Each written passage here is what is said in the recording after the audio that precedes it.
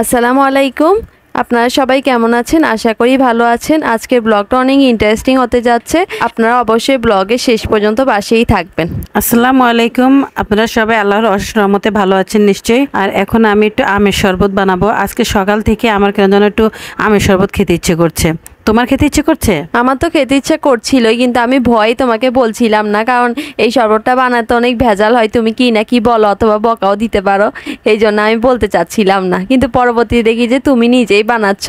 এখন দুপুর 2টা বাজে, আর আমরা এত গরম পড়ছে, এখন 45 ডিগ্রি তাপমাত্রা। এই সময় এত গরমে দিয়ে শরবত খেতেই বেশি ভালো লাগে। সত্যি বলতে আমি এর 2 দিন আগে আমের শরবতটা বানিয়েছিলাম। এত খেতে ভালো হয়েছে, এত মজা লেগেছে, আমি এটার এখন ফ্রেন্ড হয়ে গেছি। এখন আমি আবার চলে আসছি শরবতটা বানাতে কিন্তু অনেকটাই ভেজাল আছে, কিন্তু তারপরেও আমি বানাচ্ছি কারণ খেতে ইচ্ছে করছে তাই। হ্যাঁ, আমাদের যেটা যখন খেতে ইচ্ছা করে আমরা তখনই ওটা খাওয়ার চেষ্টা করি, কারণ আমাদের মন এত চায় ওই খাবারটা খাওয়ার জন্য। আর এখানে আম্মু যে পদ্ধতিতে আমটা কাটছিল, আমি বলছি তুমি তো বছরের পর বছর লাগাই দিবা, তাও তোমার আম কাটা শেষ হবে না। এই দেখো আমার মতো করে কাটো, তাহলে দেখবে 5 সেকেন্ডের মধ্যে আম কাটা শেষ হয়ে গেছে। তখন আম্মু দাঁড়াই দাঁড়াই আমার কাটাটা দেখছে যে আমি কিভাবে কাটছি, এটা শিখিয়ে নিচ্ছিল। আসলে শেখার কোনো বয়স হয় না, বুঝছো? কারণ যে কোনো বয়সের মানুষ যে কোনো বয়সের মানুষের কাছ থেকে শিখতে পারে। তা আমি আসলে তোমার মতো এভাবে কাটি নাই আম, আমি একটু কঠিনভাবে কাটছিলাম, কিন্তু তুমি আর একটু সহজভাবে কাটতেছো। এর জন্য আমি এখন তোমার কাটা দাঁড়িয়ে দাঁড়িয়ে দেখছিলাম। এখন দেখো আমি নিজেও কাটতে পারছি এভাবেই। সত্যি আসলে তোমার পদ্ধতিটা অনেকটাই সহজ, ঠিক না? হ্যাঁ, আমার পদ্ধতিটা অনেক সহজ, কারণ আমি এই পদ্ধতিটা ইনস্টাগ্রামে দেখেছিলাম যে ওরা এত সহজ করে কাটে। এই জন্য আমিও ভাবছি যে এইভাবেই কাটবো এখন থেকে আম, নাহলে আমিও আগে তোমার মতোই কাটতাম, আর আমার অনেক টাইম লেগে যেত। আর এইভাবে কাটলে না কিউবগুলো অনেক সুন্দর হয় না? এখন সবগুলো আম আমি এভাবে কেটে নিচ্ছি। এখান থেকে কিছুটা আম আমি পিউরি করব, আর কিছুটা আম এভাবেই থাকবে। এবার আব্বু যে আমগুলো এনেছে ওগুলো একটু টকটক হয়েছে না, কিন্তু আমাদের আগের আমগুলো অনেক মিষ্টি ছিল, এই জন্য আমাদের শরবতটাও একটু টকটক হয়েছে। আমি তো অনেকটাই চিনির পরিমাণ বেশি দিয়েছি, কিন্তু তোমরা তো চিনি বেশি খাও না, এর জন্যই আমি অতটা চিনি আর দেইনি। তারপর টকটক হয়েছে, তাতে কি অনেকটাই ভালো লেগেছে খেতে। আসলে আমের শরবতটা যে এতটা মজা লাগে আমি কি বলবো, আমি অনেক মজা মজা করে খাই এই শরবতটা। হ্যাঁ, আর এখন এখানে আমি খোসাগুলো ফেলে দেওয়ার জন্য নিয়ে নিচ্ছি। আসলে ফেলে দিব না, আমি ভাবছি যে এগুলো দিয়ে আমার গাছের সার তৈরি করে গাছে দিয়ে দিব, কারণ এই সারটা গাছে ব্যবহার করলে গাছটা অনেক গ্রোথ ভালো হয়। আর এখানে আম্মু ব্লেন্ডারে নিয়ে নিচ্ছে কিছুটা আম। এখানে কিছুটা আম বলতে কম ভাগটাই নিয়ে নিয়েছে, আর বাকিটা দিয়ে আমরা শরবতে ব্যবহার করব। আর এখানে আধা গ্লাসের মতো দুধ ব্যবহার করেছে, আর 2 চামচের মতো চিনি ব্যবহার করেছে। এরপর এটাকে ভালোভাবে ব্লেন্ডার করে ফেলবে, কারণ এখানে আমাদের এই পিউরিটারও প্রয়োজন আছে এই শরবতটা বানানোর জন্য। আমি আম্মুকে আম কম দিতে বলেছিলাম, কিন্তু আম্মু আম একটু বেশিই দিয়ে ফেলেছে, কিন্তু পরে দেখেছি যে ঠিকই দিয়েছে, কারণ এর থেকে কম দিলে পিউরিটা বেশি মজা লাগতো না। পিউরি করা হয়ে গেছে, এই যে কালারটা কত সুন্দর এসেছে দেখেন, অনেক সুন্দর একটা কালার এসেছে। এখন আমি একটা জগ নিয়ে নেব, আর জগের ভিতরে আমি যে আমগুলো রেখেছি বাকি আমটুকু আমি এগুলো এখন ঢেলে দেব। সবগুলো আম দিয়ে দিচ্ছি। তারপর আমি দিয়ে দেব কিছুটা সাগুদানা। তো সাগুদানাটা আগে আমি সিদ্ধ করে ঠান্ডা পানিতে কিছুক্ষণ ভিজিয়ে রেখেছি, আর এখন আমি ভিজানো থেকে তুলে তারপর আমি একটু চেপে পানিটা ফেলে দেব। তারপর আমি সাগুদানাটা আমের সাথে মিশিয়ে দেব। আম্মু সাগুদানাটা এইভাবে ব্যবহার করে, ব্যবহার করার আগে দিয়ে একটু ঠান্ডা পানিতে ভিজিয়ে রাখে, এতে করে সাগুদানার টেস্টটা আরও ভালো বেড়ে যায়। আর এরপরে আম্মু জগে সাগুদানাগুলো দিয়ে দিয়েছে। এখানে আম্মু অনেক বেশি পরিমাণে সাগুদানা ব্যবহার করেছে, অন্যান্য সময় আরও বেশি ব্যবহার করে, কিন্তু আজকে তুলনা হারে কম ব্যবহার করেছে, কারণ এই রেসিপিতে যত বেশি সাগুদানা ব্যবহার করবেন ততটাই এটা বেশি মজাদার লাগে। তারপর দিয়ে দিলাম 1 গ্লাস দুধ। দুধের পরিমাণটা একটু বেশি দিতে হবে। আর এখন দুধ দিয়ে ভালো করে নেড়ে চেড়ে নিয়েছি। এর ভিতরে আমি বাদাম আর ড্রাই ফ্রুট দিয়ে দিয়েছি। ড্রাই ফ্রুট দিয়ে তারপর আমি ওই যে পিউরি করে রেখেছিলাম ওই পিউরিটা ঢেলে দিচ্ছি। তো এই পিউরিটা দিলেই সবচেয়ে বেশি মজা হয়, স্বাদটা একদমই চেঞ্জ হয়ে যায় স্বাদটা। আমার এই শরবতটা যেমন ভালো লাগে তেমনই ওই শরবতটাও ভালো লাগে, যেটা আমরা আমের কাঠ দিয়ে ঠান্ডা পানি মিক্স করে তৈরি করি, ওটাও আমার থেকে ভালো লাগে। আর এখানে আম্মু দিয়ে দিয়েছে বরফ ব্যবহার করেছে, কারণ এটা যাতে একটু ঠান্ডা ঠান্ডা হয়, যেহেতু অনেক গরম পড়ছে তাই জন্য। এরপর আমরা গ্লাসে সার্ভ করে ফেলবো। এই শরবতটা আসলে ঠান্ডা খেতেই সবচেয়ে মজা হয়, তাই আমি বরফ দিয়েছি। অবশ্যই আপনারা বরফ না দিলে ঠান্ডা পানি দিয়েও বানালেও ভালো লাগবে। তো এখন আমি চামিচ দিয়ে আগে আমি নিচের থেকে সব আমগুলো তুলে দিচ্ছি, আম আর সাগুদানাগুলো তুলে দিচ্ছি। যেহেতু আমি জগ দিয়ে ঢাললে এটা পড়বে না, উপর থেকে শুধু উপরের তরল দুধটাই পড়বে, তো এই জন্য আগে আমি গ্লাসে এগুলো দিয়ে তারপর আমি ঢেলে দেব। তো এইভাবে আপনারাও ঠিক এইভাবে গ্লাসে দিবেন, তাহলে সবাই সুন্দর মতো খেতে পারবে। এখন গ্লাসে আমি তরল দুধটা কিছুটা ঢেলে দিলাম। এই শরবতটা বানালে তামিম আর তাসিনও অনেক বেশি পছন্দ করে। ওরাও আম্মুকে সবসময় বলে যে এই রকম একটা শরবত বানিয়ে দেওয়ার জন্য। এটা তরমুজ দিয়েও বানানো যায়, কিন্তু আমরা তরমুজ দিয়ে কখনো ট্রাই করি নাই না। হ্যাঁ, সত্যি বলেছ, তরমুজ দিয়ে আসলে কখনো ট্রাই করিনি। আর তরমুজ ছাড়া অন্যান্য ফল দিয়েও বানানো যায়, যেমন ধরো ডালিম দিয়েও বানানো যায়, তারপর আপেল দিয়েও বানানো যায়, অনেক কিছু দিয়ে বানানো যায়। তা আমি আরটু ঢেলে দিলাম, কারণ এইটুকু দিয়েছি কারণ এটা একটু মুখে যখন দিবেন, গ্লাসে চুমুক দিবেন, তখন অনেকটা একটু স্বাদ লাগবে, অনেক ভালো লাগবে খেতে, এই জন্য একটু দিয়ে দিয়েছি। আর উপর দিয়ে একটু ডেকোরেশন করে দিলাম। আমাদের বাগানে অনেকগুলো পুদিনা পাতা হয়ে আছে, কিন্তু আমাদের এখানে যে পুদিনা পাতা দিয়ে ডেকোরেশনের কথা আমার মাথা থেকে ছুটেই গিয়েছে। একটা পুদিনা পাতা দিয়ে ডেকোরেশন করলে বেশি সুন্দর লাগতো। কি বললা তুমি পুদিনা পাতা দিবা? তাহলে তো আমি খাবোই না, এই জুসটা একদমই খাবো না। তুমি পুদিনা পাতা কেন দিবে? এত সুন্দর একটা জুসটা তুমি পুদিনা পাতা দিয়ে নষ্ট করে দিবা? না না, আমি শুধু ডেকোরেশনের জন্য বলছিলাম। আর এখানে এটা আমাদের প্রতিবেশীকে দিয়ে দিচ্ছি, ওনারাও খেয়ে বলুক যে কেমন হয়েছে। কি বলেছে আন্টি, কেমন হয়েছে? অনেক ভালো হয়েছে বলছে, অনেক সুনাম করছে। কয়টা কি কি দিয়ে বানাইছেন একটু রেসিপিটা আমাকে বলে দিবেন, আমিও বানিয়ে খাবো। হ্যাঁ, এখানে আমি আম্মু খেয়ে বলছিলাম যেটা কেমন হয়েছে, রিভিউ দিচ্ছিলাম।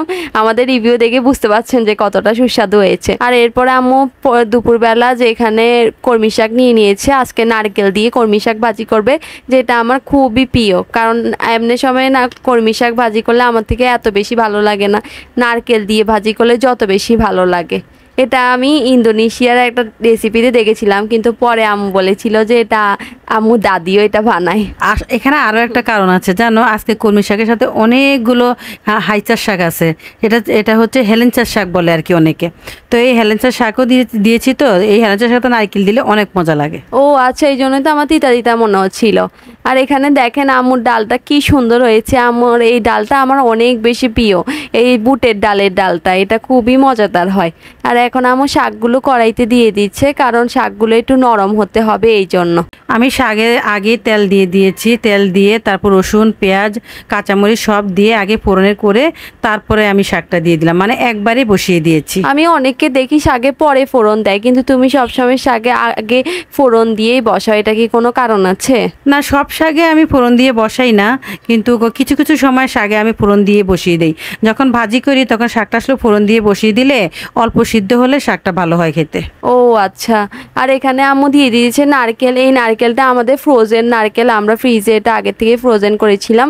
আর এরপর আম্মু শুকনা মরিচও ছিঁড়ে দিয়ে দিয়েছে। উফ, কি বলবো, এই শাকটা যে কত মজা হয়েছে। আমি তো ওখানে দাঁড়িয়ে দাঁড়িয়ে অর্ধেকটা খেয়ে ফেলেছি আম্মু রান্নার পরে। আর এখন অল্প একটু বেঁচে আছে আমার খাওয়ার জন্য। আর এখানে তাসিন মাদ্রাসায় চলে যাচ্ছে, ও মাদ্রাসা থেকে এসে তারপরে ভাত খাবে। তারপর আমি দরজাটা আটকিয়ে দিয়ে দেখছি ও যাচ্ছে কিনা। ও তো এত দ্রুত হাঁটে যে আমি জানলায় আসার আগেই ও ওদিকে চলে যায়। সত্যি আসলে অনেক দ্রুত হাঁটে। আর এখন আমরা দুজন ভাত খাবো, আমি আর তিশা ভাত খাবো। তা আমরা দুজনের ভাতে বেড়ে নিচ্ছি। তামিমকে আগেই ভাত দিয়ে ফেলেছি, ও আগে খেয়ে ফেলে আমাদের আগে আগে। আমাদের একটু ভিডিও করতে টাইম লাগে, এই জন্য আমরা একটু দেরি করে ভাত খেতে হয়। হ্যাঁ সত্যি, আসলে আমরা একটু ভিডিও করতে অনেকটা সময় লাগে, আর অনেকটা কাজও থাকে, তো এই জন্য আমাদের দেরি হয়ে গেছে। আর এখন নিয়ে নিলাম আলুর ভর্তা, ডাল, শাকভাজি আর শুকনা মরিচ। আজকে আমাদের ভাতটা একদমই বাঙালি খাবার। হ্যাঁ, বাঙালি খাবার খেতে সবার অনেক বেশি ভালো লাগে। আর আমার তো মোস্ট ফেভারিট শাক, ডাল, আলু ভর্তা। কে বলে যে চিকেন খাইতে বেশি ভালো লাগে না? চিকেন 2-3 দিন খাওয়ার পরে মুখে রুচি চলে যায়, কিন্তু এগুলো খেতে অনেক বেশি ভালো লাগে। আর এটা হচ্ছে বিকালবেলা আম্মুর কাছে আবদার করেছিলাম যে আম্মু, আমরা একটা ভিডিওতে কোন পরোটা দেখেছি, তুমি ওটা আমাকে বানিয়ে খাওয়াতে পারবে? আম্মু বলে কেন না, আমি তো এই পরোটাগুলো বানাতে পারি। আসলে আম্মু সব রেসিপি অনেক ইজিলি বানাতে পারে, আমার মতো না। আসলে আমি একবার দেখলেই পেরে যাই, কেন জানি পারি বুঝি না। আসলে আমি যে মনে হয় সবসময় বানাতে বানাতে একটা অভ্যাসে পরিণত হয়ে গেছে। তুমিও পারবা না, তুমি তো হচ্ছে সুপার শেফ, এই জন্য অনেক বেশি ভালো পারো। আর আম্মু এখানে একটা রুটি বেলে নিচ্ছে, আর খামিটা আমিই করে দিয়েছি আম্মুকে। আমি বল তুমি যদি খেতে হয় তাহলে তুমি ডোটা তুমি করে দিতে হবে, আমি ডো করতে পারবো না। এখানে একটা কথা বলি, আমি সব সময় ডো করতে আমার এত বিরক্ত লাগে, কিন্তু তৃষা অনেক ভালো ডো করতে পারে, ও কিন্তু ডোটা ওই করেছে। এখানে আম্মু দেখছিল, আমাকে দেখাচ্ছিল যে তুমি এরকম পরোটার কথা বলতেছো, আমি বলছি হ্যাঁ হ্যাঁ আমি এরকম পরোটার কথাই বলতেছি। তখন আমি বলে ঠিক আছে এটাই বানাচ্ছি। সত্যি আসলে পরোটাটা অনেক মজা হয়েছে খেতে। এখন আমি দিয়ে দিলাম কিছুটা পেঁয়াজ কাঁচামরিচ। আমি এই রুটিটার উপরে তেল লাগাতে ভুলে গেছি তৃষা। হ্যাঁ আমি ভিডিও এডিট করার সময় ভাবছিলাম কি আম্মু তুমি রুটিটার উপর তেল লাগাও নাই কেন, তেল না লাগালে তো ফুলবে না, কিন্তু ভাগ্যচক্রে আমাদের পরোটাটা ফুলছে, কিভাবে বলছে জানি না। সত্যি আসলে আমি তেল লাগাতে ভুলে গেছি, কিন্তু এমনি কিন্তু আমার রুটিটা হয়েছে তো তুমি যেভাবে বলছো। হ্যাঁ অনেক মজা হয়েছে আর সুন্দরও হয়েছে। আমি যে ভিডিওটা দেখছি ওনার থেকে বেশি ভালো হয়েছে। ওনার তো চ্যাপটা চুপটা হয়ে সব পেঁয়াজগুলো বের হয়ে যাচ্ছিল, আমাদের কোনো পেঁয়াজই বের হয়নি, দেখছো আমাদের পরোটাটা সুন্দর হয়েছে। আমি পেঁয়াজটাকে আগে ভালো করে মথে নিয়েছি, তো ওই জন্য পেঁয়াজটার কোনা কোনা হয়ে বের হয়ে যায়নি। হ্যাঁ উনি কেটেই পেঁয়াজটা দিয়ে দিয়েছিল, এই জন্য হয়তো এরকম হয়েছে। আর এখন একটু কিছুটা ধনেপাতা ছড়িয়ে দিয়ে ডেকোরেশন করে দিলাম। কত সুন্দর হয়েছে না? ধনেপাতাগুলো ছড়িয়ে দেওয়াতে অনেক ভালো লাগতেছে, অনেক সুন্দরও দেখাচ্ছে। হ্যাঁ ধনে পাতাটা অনেক সুন্দর লাগছে। আমি তোমাকে বলছিলাম যে পাতাগুলা মানে লিভসগুলা একটু যদি তুমি আস্তে আস্তে রেখে দিতে তাইলে মনে ডিজাইনটা আরো সুন্দর হইতো না? হ্যাঁ সুন্দর হইতো, আরেক সময় আবার ওইভাবে বানাবো, আজকে এরকমই বানিয়ে ফেললাম। হ্যাঁ আমার দেখে মনে হচ্ছে যে ওইভাবে দিলে সুন্দর হতো। আর এখন আম্মু তেল দিয়ে দিচ্ছে। আমরা একটু তো জানিনি অল্প তেলে পরোটা খাই, আমরা বেশি তেলে পরোটা খাই না, কারণ বেশি তেল খেলে গ্যাস্ট্রিকের সমস্যা হতে পারে। এই জন্য আম্মু সবসময় অল্প তেল দিয়ে পরোটা, অল্প তেল দিয়ে সব কিছু ভাজা পোড়া করে। আর মাশাল্লাহ পরোটার রংটা অনেকটাই সুন্দর হয়েছে। আম্মু সবসময় পরোটার রং সুন্দর হয়। এত প্রশংসা করো না, তাহলে তো সব নষ্ট হয়ে যাবে। হ্যাঁ আমার সবসময় পরোটার রং সুন্দর হয়। আর এই পরোটাটাও সুন্দর হয়েছে, এটা তেল দিতে ভুলে গিয়েছি, তাও এই পরোটাটা ফুলেছে, জানি না কেমনে ফুলছে। সত্যি আসলে যেটা আমরা আশা করি না সেটাই কিন্তু আমাদেরকে অনেক কিছু দেয়, আর যেটা থেকে আশা করি সেটা কিছুই পাই না। হ্যাঁ এটা তো কিছুই পাই না। আচ্ছা এখানে পরোটাটা আম্মু সুন্দর করে ভেজে নিচ্ছে একদম মচমচে করে। এখানে কিন্তু আম্মু ফ্লেম একদম মিডিয়াম টু লো রেখেছে, বেশি হাই ফ্লেম করলে এটা পুড়ে যেতে পারে। আর এটাতে আম্মু তেল দেওয়ার কথা মাথায় রেখেছে যে আমার এখন তেল দিতে হবে। এখানে তেলের জায়গায় যদি ঘি ব্যবহার করেন আর ঘি দিয়ে ভাজেন তাহলে পরোটাটা আরও বেশি মজা লাগে। আর এটা তেঁতুলের চাটনি দিয়েই খাবেন, কারণ তেঁতুলের চাটনি দিয়ে অনেক বেশি ভালো লাগে পরোটাটা খেতে। এটাতে কোনো ডিম টিম আমরা মাংস কিছুই দেই না, কিন্তু এত মজা হয়েছে না? হ্যাঁ খুব মজা হয়েছে খাইতে, আমার তো শুধুই ভালো লাগছে খাইতে, চাটনি ছাড়াও ভালো লাগছে। আমরা তো আব্বুর জন্য বানাই নেই, আব্বু পছন্দ করতে হয়তো। আব্বু সবসময় আম্মু কিছু রাখলে ওটা খাইতে চায় না, এই জন্য আম্মু রাখা বন্ধ করে দিছে। সত্যি আসলে আমি যখন ওর জন্য কিছু রাখি তখন ও বলবে একটা না একটা দোষ আমার খুঁজে বের করবে, আমি ওই দোষের বয় এখন আর রাখি না। হ্যাঁ আব্বু একটা না একটা খুঁজ বাই করে, কিন্তু আমি যদি কিছু বানাই ওটা বিশ্রী হইলে আব্বু খাই ফেলে। তুমি যে মেয়ে এই জন্য আর কি, তোমার কোনো দোষ নাই, আর আমার তো আমি তো বউ, এই জন্য আমার দোষ। আমি আম্মুকে মাঝে মাঝে বলি যে আমার নাম দিও, তাইলে আব্বু খাই ফেলবে।